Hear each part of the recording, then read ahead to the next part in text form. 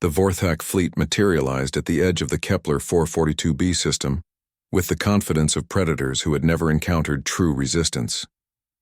Admiral Zektar stretched his forearms across the command console, his chitinous exoskeleton gleaming under the bridge's crimson lighting. Through the viewport, the small blue-green world hung like a delicate ornament against the void.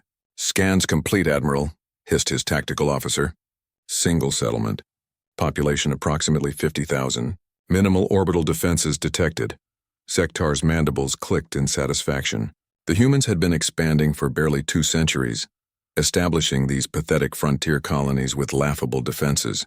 The Galactic Council had grown tired of humanity's aggressive expansion, and the Vorthak Dominion had volunteered to teach them restraint. This remote colony, designated New Eden by its inhabitants, would serve as the perfect example. "Standard bombardment formation," Zektar commanded. "We'll glass the settlement from orbit, leave no survivors. Let the other human worlds know what happens when they spread too far from their homeworld." The fleet of 30 warships moved into position, their weapons charging with ominous energy. Zektar had conquered 17 species in his career. Humans would be the 18th. But as the first bombardment salvo launched toward the planet's surface, something impossible happened. The energy beams simply stopped.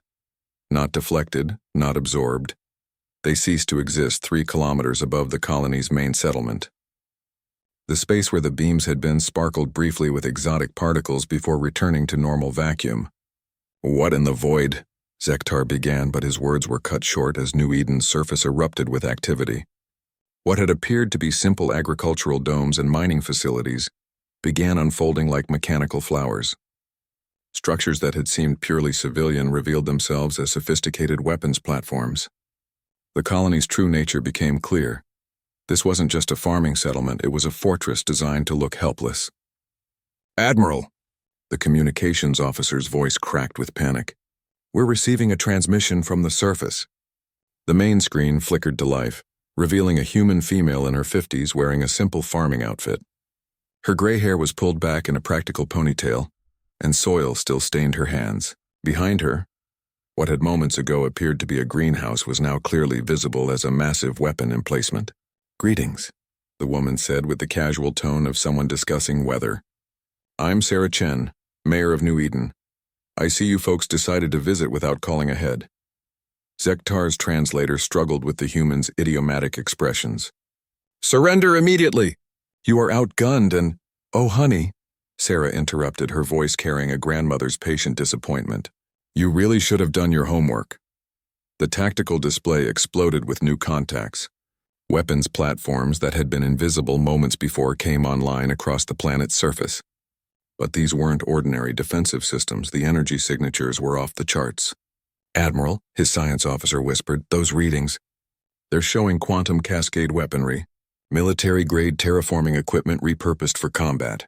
And those shield generators, they're running on contained antimatter reactions." Sarah continued speaking as if she were giving a tour. "See, when Earth establishes agricultural colonies, we don't just send farmers. We send farmer engineers who used to design weapon systems. We send biologist tacticians who spent decades perfecting orbital defense networks. We send every retired military specialist who wanted to grow tomatoes but couldn't quite let go of the old habits."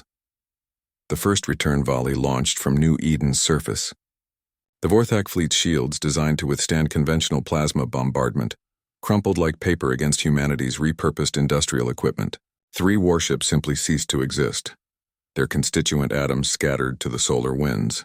"Every human colony looks peaceful," Sarah continued, absently checking something on a tablet that was undoubtedly a targeting computer.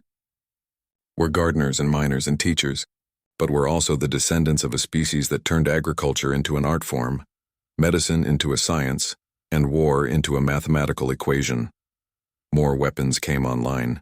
The planet's mining lasers, originally designed to strip mine asteroids, swiveled toward the Vorthak fleet. Atmospheric processors began venting exotic matter that interfered with the invaders' sensors. Orbital elevators revealed themselves as mass drivers capable of launching projectiles at significant fractions of light speed. Zektar watched his fleet die around him. Ship after ship fell to weapons that shouldn't exist, wielded by colonists who had no business being this effective. His tactical computer estimated complete fleet annihilation in 4 more minutes. How? He managed to transmit. How does a farming colony? Farming colony? Sarah laughed, the sound somehow more terrifying than any battle cry. Son, this is a human farming colony. We've been perfecting the art of cultivation for 10,000 years. Do you really think we'd start a garden without preparing the soil properly? The truth hit Zektar like a physical blow. New Eden hadn't just been defended. It had been designed as a trap. The Galactic Council's intelligence about human colony defenses was decades out of date. Humanity had learned from early raids, adapted, evolved. Every peaceful farming world was a fortress. Every mining operation was a weapons platform. Every scientific outpost was a military base disguised as a research station. The humans had turned their entire colonial expansion into a distributed defense network that only revealed its true nature when threatened. You wanted to make an example of us, Sarah said, her voice hardening.